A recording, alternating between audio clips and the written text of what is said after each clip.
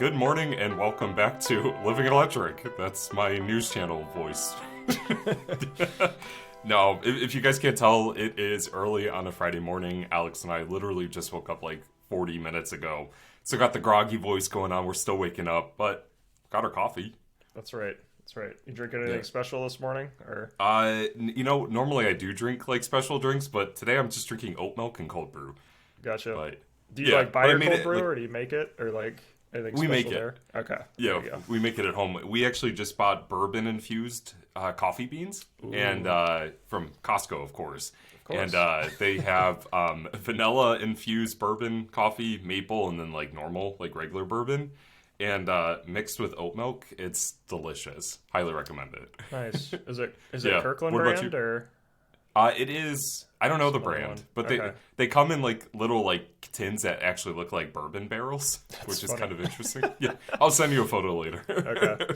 Yeah. I actually brought a prop so I could show everybody. But my go-to coffee is this local coffee called from Backroom Coffee Roasters. I've shouted them out on Instagram a couple times, so you might have seen them nice. there. But this Mexican Altura coffee is some of the best I've had. It's like got dark chocolate and peanut kind of flavor hints in it, which is perfect for me. Like I'm a sucker for peanut butter and chocolate, so yeah, it's like having a little treat every morning. It's great.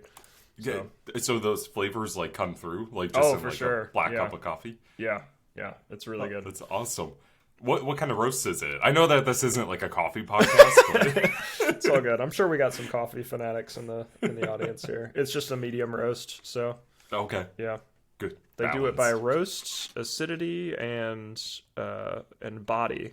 It's medium on all of them. So. Oh, nice. I don't know what a lot of that means, but it's good. So. Yeah.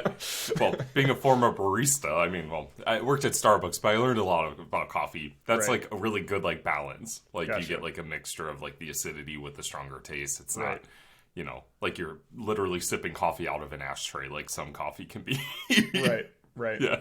I've realized a lot of people like don't like coffee because they've had really crappy coffee that's super acidic and bitter, and it's like, well, that's why you don't like it because like you're naturally don't like those flavors. So exactly. Well, and that's why I like cold brew because it really kind of drops that acidic a lot of that level. Yeah, definitely. Yeah, all acidity makes it a little bit more balanced but more flavorful, and plus then like you can chug it like what we talked about pre-show. Like, exactly. When you're in a rush. That's right. But well, as we try to wake up, we have a few exciting topics that we're talking about today. You which want me one to do you want go to through them, or you with? want to just start with the first one? We could start with the first one. You want to start with local charging stations? Yeah, so Brandon called me in a panic earlier this week. I wouldn't call it a panic. No, it was a total panic. I'm like, I need help. Yeah. You texted me and I got concerned immediately because you said, "Hey, call me when you have a chance. I need advice on something." And I was like, "Oh no, like either like really exciting opportunity or something's gone terribly wrong or something." But try to stay positive. Well, at least I didn't start off with "we need to talk." That's we need to talk. Yeah, exactly. Living Electric hasn't been going great, so right. I feel like we've been joking about ending this show for a few episodes now, but we're not. We're gonna keep going. Right. But yeah. So what's going on? We'll hear it from your view. What's been going on, and why did you give me this frantic call last week? So we'll start off with the story really fast. And I think you already know this story. I think I've mentioned it before, but back in 2015 when I worked at Tesla, I was really interested in like expanding like the charging infrastructure. Which back then it wasn't what it was like what it is now. The infrastructure has just like literally exploded across the country, which is great to see. Yep. But I was a huge advocate for pushing charging stations, especially in like my hometown of Twinsburg, Ohio. And I was really excited to, present like information I knew at the time. I was very green to the industry. So like literally I put together this really bad PowerPoint presentation. But looking back, it was, cool part of my story. And I presented it to the city council, just raising awareness and like bringing up reasons why they should install charging stations for, people who are coming through the community, residents that don't have charging spots. But back then, there wasn't many electric vehicles on the road. Right. So fast forward to 2019, I got this message from my mom going, look what Twinsburg installed. And it was a charging station. And it was such a surprise to me because nobody had like communicated that this was even in the works to me. Right. Because I had moved, like I just wasn't as active in the community. So it was a really great surprise. Well, fast forward until this week, we received an email basically stating that the city council had decided that they will be powering off the charging stations and essentially removing them from the ground because they've come to realize that based on their experience with with the network that they're connected to, and that only essentially 9 users have used it over the past 3 plus years. Yeah. So the pilot program didn't exactly reflect as well as they thought it would. Right. And they are ripping them out of the ground, but leaving the conduit still there for future installs. Yeah. So that's why I called you in a panic, because at the time I didn't know the details until I Yeah. went to the city council meeting that night. So, in which I actually don't think I really told you what I found out. No, I'd be interested to hear, but before we get to that, I think that is a concern, I think, from a lot of EV drivers is like, and just like people installing charging in the first place is like the utilization might not be as high initially as they're expecting. It sounds like these have been around for 3 years though, so I'm kind of surprised that utilization hasn't ticked up. But granted, I saw Mariah left a comment on your Facebook post that like we've had like nobody's been traveling or going out the past like year and a half, so that might contribute to it too. But yeah, I think there's just a lot of factors that go into it, and it's hard to like pass judgment so quickly.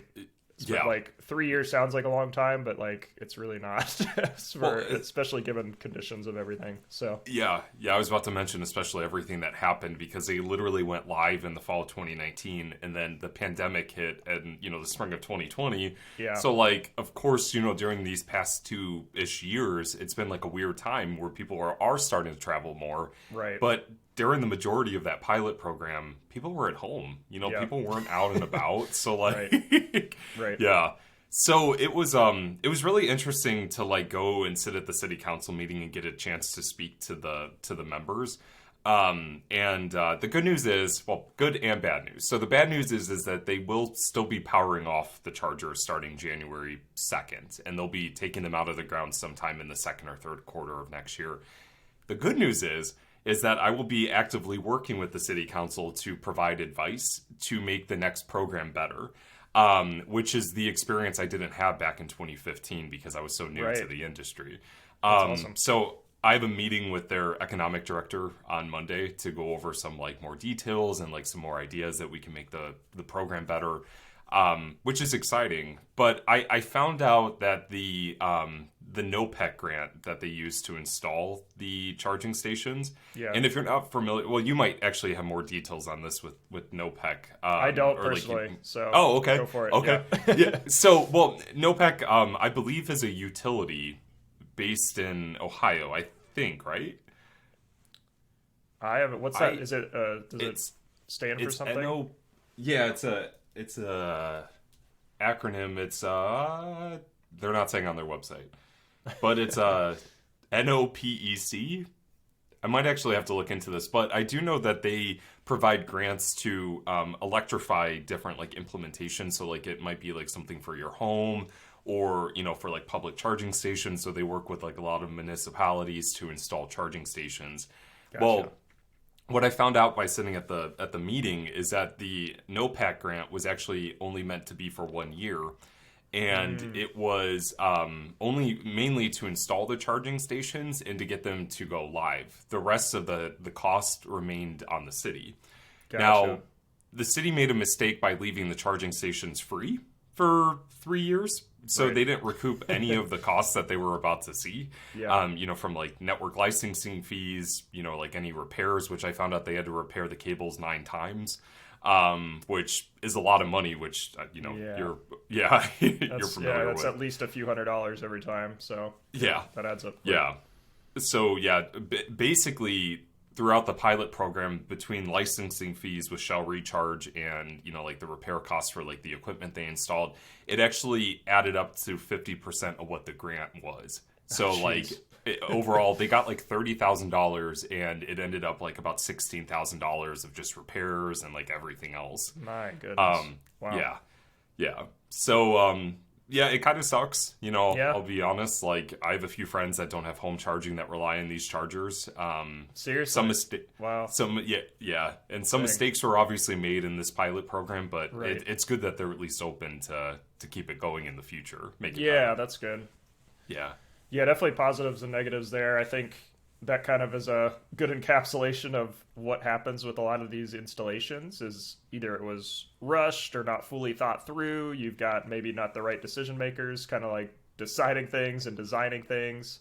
Not to like judge anybody, but I think we've seen firsthand in the industry is like a lot of non-EV drivers are making these decisions, which like nothing against them, but I think it's very hard to understand what drivers are going through until you actually are an EV driver. So that certainly can contribute, but it's good to hear that they are open to suggestions. And like you said, you have a lot more experience in all this now. You can provide great information for them. So looking forward for an update on that. In a few weeks here. Absolutely. We'll have to update the audience as it goes on. Yeah. But you know, the one thing I do want to say before we move to the next topic, it's funny because like now being in this industry, like all the connections I now have to help me make this better. You, for example, you know, like sending you a text and jumping on a call to get more background information on, you know, certain things. Exactly. And you know, like all like my list of ideas, like I have contacts that like we can reach out to like make this program better. And like I'm working with one of my friends who's part of Drive Electric Northeast Ohio, who has 3 EVs and is a big proponent within the Twinsburg community to make this better. So like we're really diving in deep to improve this, but it's a team effort. You know, like it takes everybody to make this better. Definitely. So. Yeah. So thank you for jumping on a call. I'm sorry I worried you. No, you're good. You're good. I always try to do the thing where I'm like, everything's okay, but do you have time to chat? Or everything's okay, but I might call just me. I might just send the we need to talk with like a smiling emoji. Yeah. Yeah. Really send mixed messages there. Yeah. Passive aggressive smileys always go over well. So. Right. Exactly. But I'll keep everybody posted as things go. It's probably gonna be months before, you know, anything gets re-put in the ground or re-inputted, reinstalled or whatever. resubmitted. Yeah.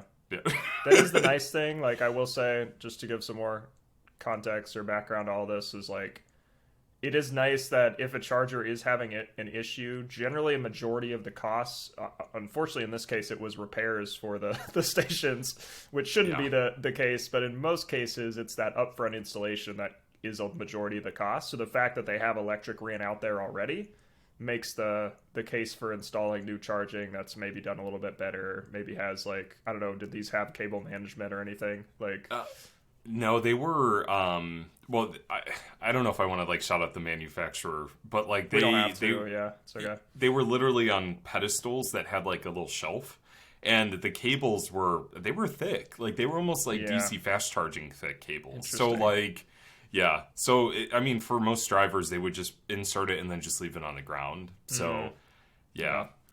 So yeah, but I mean, in this case, it's a lot easier to install charging when the electrical infrastructure is there. Yes. I think that's like the biggest piece a lot of people miss. That and the software side of things.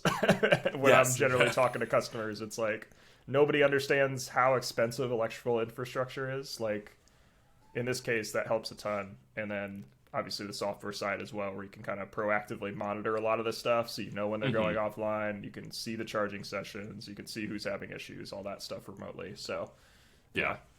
But it's now interesting finally being a part of this. You know, like I kind of wish that between 2015 and 2019, even though I didn't have the knowledge that I do now, I wish that they would have at least reached out to like, you know, establish this. But like another point I want to make before we move to the next one is, you know, between 2019 and 2020, the majority of models were Teslas. You know, like Tesla vehicles, like there was the Volt, the Leaf, the Volt, and like a handful of other plugins. Right. But it wasn't really until 2021 and now where we saw the vast majority of EVs being introduced to the market. You know, the Mach-E wasn't out, the Lightning wasn't out, you know, all the Hyundai, Kia products, you know, were just still being introduced. So, Yeah. It's I'm glad that they're at least open to it, and the great thing is that the economic director for Twinsburg is from the West Coast, so Oh, okay. she has all that knowledge for sustainable projects. That's So good. yeah, yeah, we'll make this better. I'm sure of it. That's awesome. Yeah. Good news. I'm optimistic. Yes, I am too. I wasn't at first, but I am now. That's good. So next topic is our. If anybody has been on social media recently or seen the news, Tesla has come out with a new product called Tesla Electric, and kind of the SparkNotes version of it is they're essentially kind of launching their own electric utility. It kind of sounds like, at least that's how they're positioning it in the market. So instead of paying, like in our case, we pay like our local electric co-op. instead of paying them, we would be paying Tesla for our electricity service. So they're kind of wrapping in not only electric service, but also like Powerwall, solar, all that stuff to kind of not only sell you electricity, but also manage your essentially what are like battery assets and grid assets if you're grid connected, right? So very interesting stuff, I think. I'm curious your takes on it, and then I'll give my thoughts. Yeah. No, I think it's cool. I mean, so they're starting off in Texas right now by I believe invite only. You have to request more information on this, but I think it's cool that Tesla's taking that ecosystem. Like, I kind of saw this from the beginning. Like they were going to move from vehicles to more like home energy, which I think was part of their big plan. Was to introduce something along these lines. I think it's really cool. I think I know probably what you're going to say regarding the Texas grid, or the grid in Texas. So I won't steal your thunder there, but I think it's going to be very beneficial for people who live in the state of Texas, if they can afford something like this. Yeah, definitely. Yeah, the Texas grid is interesting because it's essentially on an island. As its own kind of electric system compared to the rest of the U.S. So any power line that's going into Texas, essentially like it's an interconnection, if that's kind of the industry term, is like there's an interconnect between like, I don't know, like Oklahoma and Texas, if there's a power line going to it, where there's not as much like cross, I don't know how to say that properly, but like, cross connection? Yeah, there's not a lot of like crossover coordination or whatever between like Texas and the rest of the country on the electrical grid. So like, unfortunately, what we saw in Texas like in the past few years with all the snow and like ice storms they had, is their grid like essentially went down because they couldn't get power from other states, because they're like, oh no, we run our own power system. So like it really puts them in a bad spot, and that's really the power of, no pun intended, but that's the power of the electrical grid, is that it is modular. You can redirect power if certain lines go down. Certain states are having issues, other states can then send power to them with these really long transmission lines. So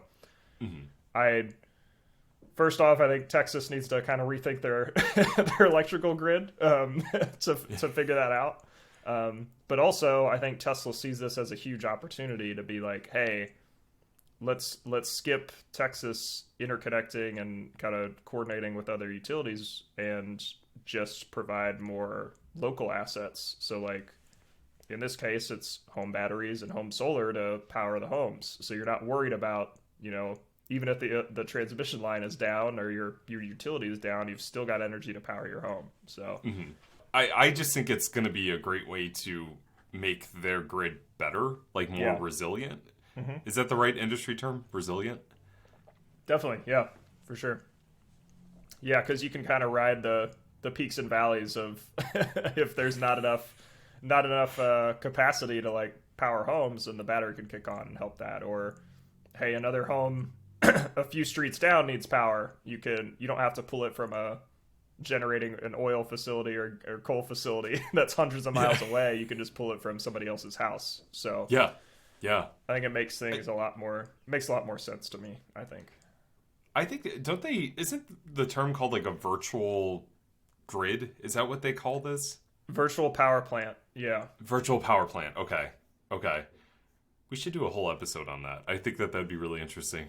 But yeah, virtual power plant is kind of the term that a lot of people use, and it basically what that means is instead of having what I just explained, you have these giant generating facilities that are coal or natural gas powered or even solar or wind, these giant facilities that are producing all that energy. They're then sending it hundreds of miles to all these houses, and it's this huge system. Whereas with the virtual power plant, it's not truly virtual because it's not like power in the cloud or anything like that. Yeah. But it's controlling all those power assets in the cloud. So it's saying, okay, like we need more power in this area. All these homes actually have a surplus of battery storage right now. Let's use some of that battery energy and push it over there. So yeah, that's kind of that's how I interpret kind of the virtual power plant setup. So. Okay.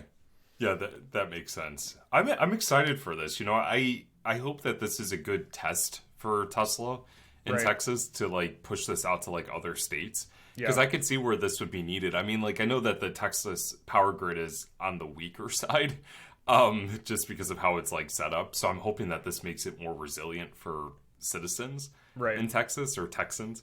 Right. But I'm hoping that we see this elsewhere because this would be great for people to take control of their own energy production and like how they sell it and buy it, you know, instead of relying on certain utilities. I won't say like the one in Cleveland, but you know, all the scandals here. You can look it up. I've seen even like already in California, like people make money if they have a power wall because they sell energy back to the grid when it's more expensive and they buy it when it's cheaper. So, I mean, that's exactly what not only home batteries can do is kind of help ride out those waves in the power grid, but also I think EVs eventually will do something similar. So we've already seen this with, you know, the Ford Lightning. They're kind of marketing that as a capability of the truck that it can power your home if your power goes out. Not truly like vehicle to grid at that point. It's more kind of vehicle to home. But I think that's definitely a direction we're headed. But I'm curious to your thoughts on that because I know some people are kind of skeptical of like using their transportation as a grid asset, if that makes sense. So yeah. Well, okay. So my thoughts are, if it's done right, then good. If not, then obviously, you know, there's room for improvement. But I mean, I think one of the best things about EVs that I think a lot of people don't necessarily think about is that they're literally just a large energy source in a way. You know, once the electricity is stored in the battery pack, you either utilize it for driving or it just sits there. Yeah. So like, you know, you could really be taking advantage of powering other things. Mm-hmm. But it has to be done right. So, and you know, I know a lot of companies that are implementing like vehicle to grid or vehicle to load. One of the best things is that like as your vehicle is sitting there overnight and say, for example, like the power goes out, your vehicle could feed back into your home to power it.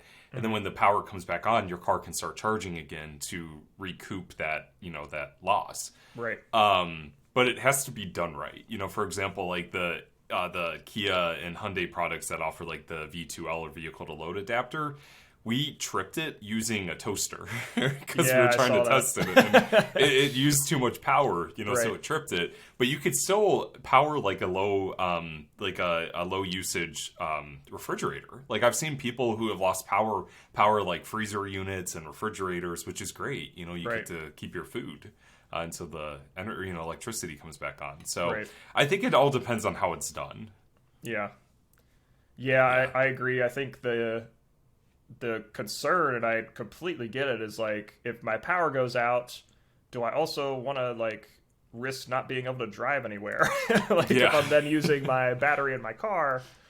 But I think, like you said, I think some people maybe don't think about just how big some of these batteries are, like, and how little energy like your house takes compared to like driving or some of these other things. Like there's like in my car, for example, I've got a 75 kilowatt hour battery. I'd have to look at my like electricity bill, but like non-EV charging, that probably like covers me for a few days, if not more.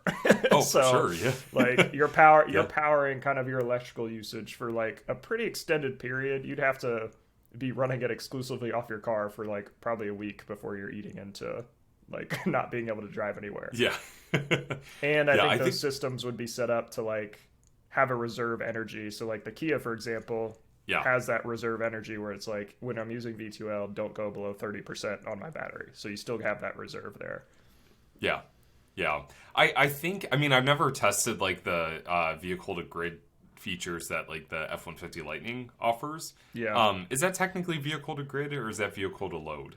I don't think so. So all it does is when power goes out on your house, there's like an auto transfer switch that switches power from coming from the grid to the car to the truck. So it's basically just flipping that switch over to the truck. It's not necessarily like backfeeding the grid. So, got it. Okay. Yeah. Okay. Yeah, because I've seen the term V2X, which I actually don't know what the X stands for. Like, I've seen that before. V2X, X is just kind of a like, could be anything. So like V2X is just like a catch-all for grid, for home, for load, for all that stuff. So Gotcha. Yeah. Okay. So omni-electric is that? Exactly. That's what I'll call it. Yeah. It's Right. everything. Right. It's everything. But yeah, I mean, like, I've seen like Ford claim like with the full charge on like the Lightning extended range, with the bigger battery pack, you can, I believe it was Ford, you can essentially charge or power your house for 21 days, or that might actually be the Chevy Silverado EV that's coming out. Okay. I think I might be getting those mixed up, but one of those they said that you can power your home up to almost 3 weeks on a full charge. So which is crazy. I mean, hopefully you wouldn't lose power for 3 weeks, but who knows with like how some storms are coming through. But I mean, like it's interesting. Like there's been times where we've lost power in our house and it's cold, and I'm like, let's just go sit in the Tesla and like watch a movie and like run some heat while we wait for the power to come back on. Like so. Yeah, I think vehicles as grid assets, like you said, it's just got to be done carefully. I think the better way to do it, instead of saying like, I think power going out and using your car as a backup power is kind of an extreme scenario that like might not have a huge impact on the grid, long term at least.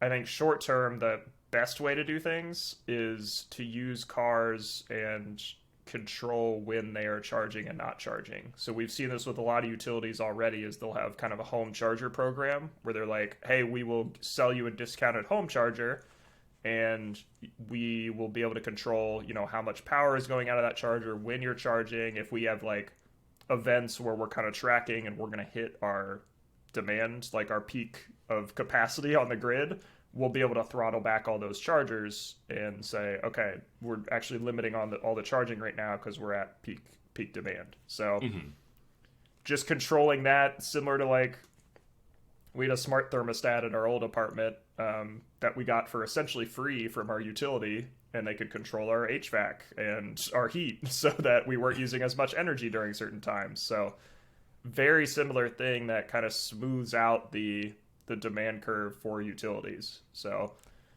I wish I had like a graph to show, because that's usually what I show people is like power, like demand from the grid is not flat throughout the day. You've got this huge spike, in the morning when people are like getting ready, like making their coffee, they're turning on lights in the morning, all that stuff. It kind of goes down a little bit in the morning after people get to work. But then it ramps up again around like 5 p.m. because like you've got some people that are still at work with their lights on, and then you've got also people at home turning lights on and like starting stuff up at their house.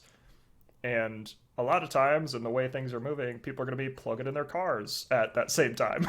So not only are you just turning on lights, which is kind of a small load, you're plugging in these giant batteries that need charged.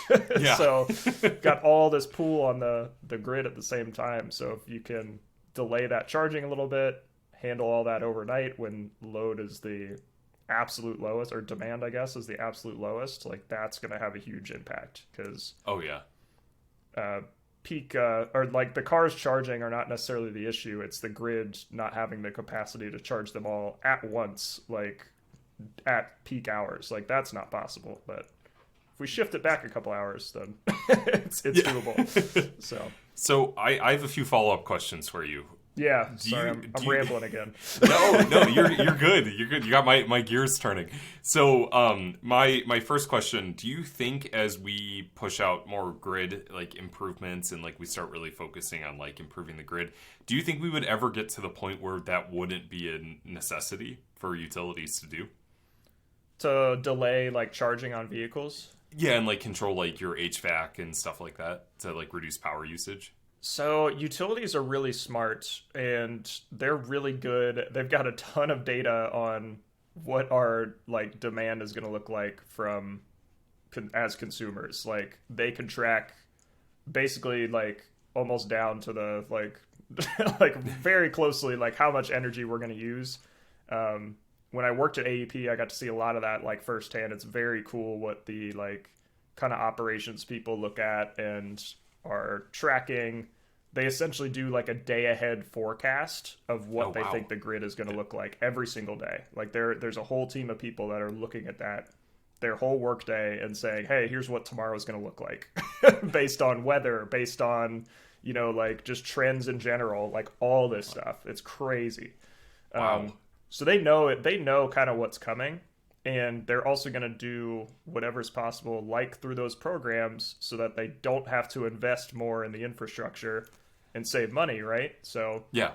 Yeah. ultimately, that's better for the customers because the more you invest in the infrastructure, your electricity bill goes up. They don't necessarily want that. They want to keep it.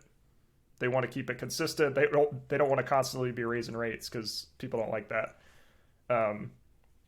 So ideally, we do the most possible with the least amount of infrastructure. So that's where I'm kind of saying I think no matter what, I think we're still going to have those programs because it is ultimately better for the grid if we can kind of flatten out that demand curve as much as possible. So yeah, I'm trying to think of a good analogy, but I only know it in the the utility sense.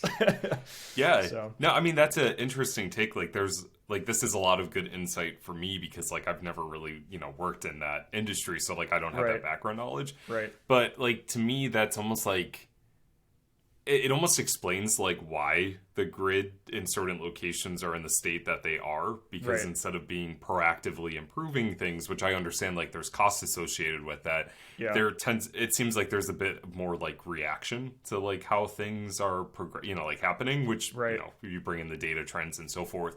So it's that's a really interesting take. Like it definitely explains why some things happen the way they do with power grid. Yeah, exactly. Yeah. I'm trying to think of an analogy. The best I can come up with is like if you're hiking, for example, like the easiest hike is just like a flat walk, right? It's not downhill, it's not uphill or anything like that. You're not going to super high altitudes, anything like that. So the ideal, hike for a person is just a flat walk. So the ideal hike for a utility essentially is also flat. Granted, it's not perfect, so there's going to be some hills, there's going to be some valleys, all that stuff. But they want to avoid, going to those super high altitudes. They want to avoid going down super low. So the most they can kind of flatten that out, I think, is the the easiest route for them, if that makes sense. Yeah. No, that totally makes sense. But that leads me to my next question for you. And this is going to be more an opinion question. Yeah. I would like your opinion on how utilities can step in and can control certain like smart devices that are installed at a home. Yeah. Because I know it tends to be pretty controversial where some people are just like, well, I don't want my AC to be set to 76. Like I want to be comfortable. So like I would love your take on that because we don't have that here in Cleveland. Yeah, it's definitely kind of a utilities call. Generally, when they do those things, there's always the option to opt out.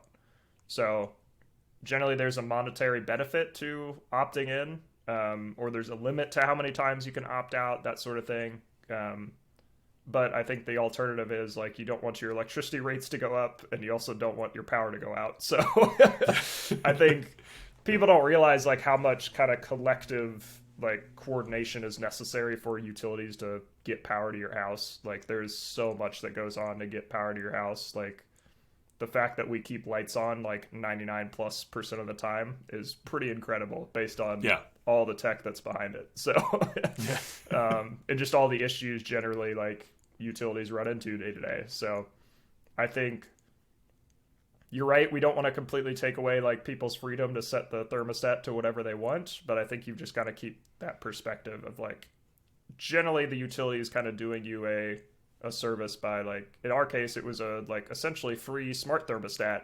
I think we had maybe like three or four different events over the past year or so that it was like, hey, it's really freaking hot right now. Your thermostat is going to be turned up a little bit because like we've got this big surge on the grid right now. We want to make sure that everything stays safe, all that stuff. The nice thing our thermostat did too was actually cool our home. So that's nice. It said, there's this event starting in 3 hours, because usually they give you some notice. It's not just like out of the blue too. Yeah. And it'll say, okay, we're pre-cooling it actually below what you've set your thermostat at. So when that event happens for this 3-hour window, we're not going to be using as much energy, but your house is already going to be cooler than it needs to be. So I think similar to that, it's like EVs could do a similar thing. It's like, we've got this event starting at whatever. Let's bump up the charge rate as much as possible, get as charged as we can, and then we'll do that event, either drop it down low or stop charging, and then start charging when that event happens again. So yeah. You just brought up a really good point to switch back to like EVs. Yeah. Like I feel like the more Tyler and I experience like a lot of like newer EVs, and you've had a lot of your hands-on experience with some new EVs as well. There's a lot of mixture between like software and like how certain things are handled based on like how the manufacturer is implementing it.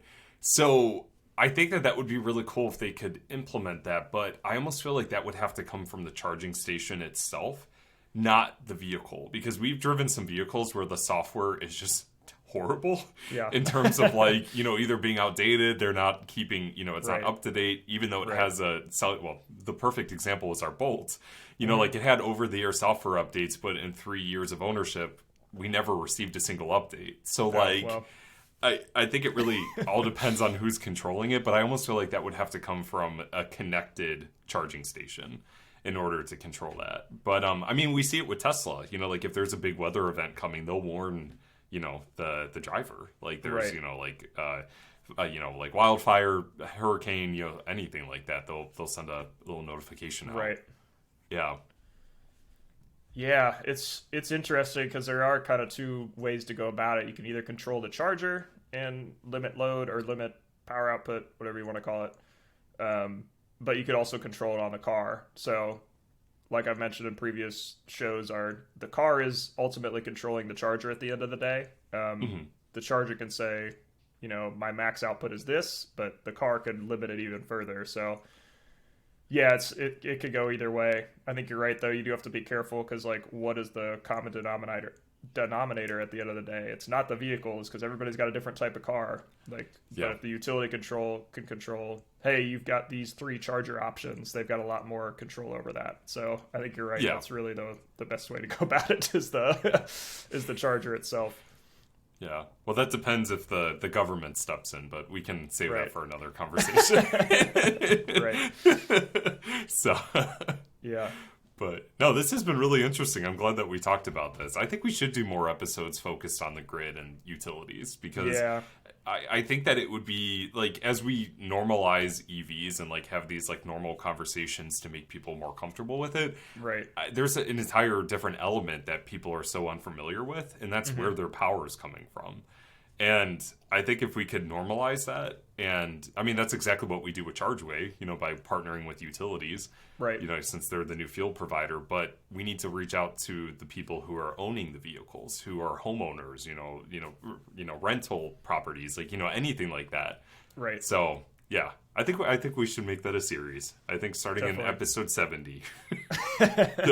Right. Yeah. My biggest thing I tell everybody is like, if you're concerned about like your EV not being clean because you live in, like West Virginia or even Ohio, where like a majority of our power comes from coal and natural gas, that's true, but you also have flexibility on how you power your car, right? So gas vehicle can only ever be charged or only ever be fueled with gas, right? I'm so stuck in the EV. I'm so stuck in the EV mindset. I like find myself talking about gas cars like they're EVs. I was about to make a Toyota joke because they always say self-charging hybrids. Yeah. So Yeah. I'm gonna start asking gas drivers where they charge their car. You should. Are there like, where do you go to like fuel this up? Yeah. How does that work? Yeah. Yeah, but I think that's really the power of EVs, and one of the major reasons I was interested in and bought one is like how flexible it is on fueling. Like, it is truly fueling. You can charge it wherever there's electricity, right? So if you've got electricity, you could charge an electric car, whether that's through, you know, a coal-powered plant that's sending electricity hundreds of miles, drop it into your local neighborhood, going through the grid and powering it through your house, or that's, you know, solar on your roof. Like it could be powered so many different ways, and that flexibility and that kind of adaptability of EVs, I think, is what makes them really powerful at the end of the day. So for sure. Yeah, I like all these energy puns you keep dropping. Well, did I just say another one? I completely missed it if I said it. Oh, you said powerful. I was like, oh, that's... It's a Friday morning. That's right. Yeah. No. So. Well, let us know what you guys, you know, think about like having episodes that normalize how energy is discussed, because I personally think that it's really important to have those conversations. You know, I think a lot of our listeners are people who, you know, work in the industry, are very interested in these topics that we're talking about. But Right. for like just everyday people, I'm sure the vast majority of them just don't think about it. You know, it's not a thought that pops in their head. So Right. It'd be cool to like brainstorm some way to educate on that. So Definitely. yeah. I will add one more thought before we wrap up here. I saw a post from, I think, Falcon 4 on Twitter. I don't know if you follow him or not. Him or her, I'm terrible actually not with sure. usernames. But yeah, they posted something about how somebody was like upset at them, or not upset, but like was kind of saying like, oh, your car's powered by coal or whatever, and like, oh, EVs are bad, whatever, like kind of typical anti-EV stuff. And he quickly shifted the conversation to like, hey, my car is actually like, it's an energy independent thing. Like, I can power it from local sources. I'm not reliant on foreign oil to, you know, fuel up my car. I think that's a big piece where you can really convert people that might be very anti-EV to kind of get them thinking like, oh, this is actually like something that's really reliable at the end of the day. I'm not reliant on paying for fuel that I have no control over the cost of. I have no control over the production of, like, all of this stuff. Whereas, again, electricity is very adaptable, like, can come from many sources. Yeah. It's flexible. Like, yeah. That's been a big push, I think, to convert, especially Republicans, because like that's a main issue in their party, is kind of this independence piece, which, I mean, I feel like it should be an issue for everybody. Of like, hey, like, we do have to be independent. We have to be thinking about like the best interest of the U.S. And I think that energy policy side and energy independence is a big way EVs can help, right? So I think that's a big way you can kind of convert people that might be anti-EV. So. And to just tie quickly back into the beginning of this episode, I think a lot of this starts at the local level too. For sure. Like, if you're tired of waiting for things to come from the top down, start at the local level. Start from the bottom up. Like, you can have a massive impact on your local community if you're active. If you advocate for, like, at your local government, anything like that. Even if you just install solar on your home, like, you're still doing a better, the better thing. So, I think that, like, just as you're mindful, just start where you can, start with one thing. I've always believed with that. Start with one thing. It can make a big impact. So definitely. Yeah. With that, we'll sign off here. Definitely let us know. No, well, we got to end it like a news story. Well, no, actually, no, because we took a take that we messed up on. But yeah, no, we could start it end it like a news story. So, back in 5. Back to you in the studio. An extremely a 40-minute segment just ended. Yes. On the news show, so. It's a documentary. Yeah. All right. But yeah, as always, let us know your thoughts, and we'll talk to you in the next episode.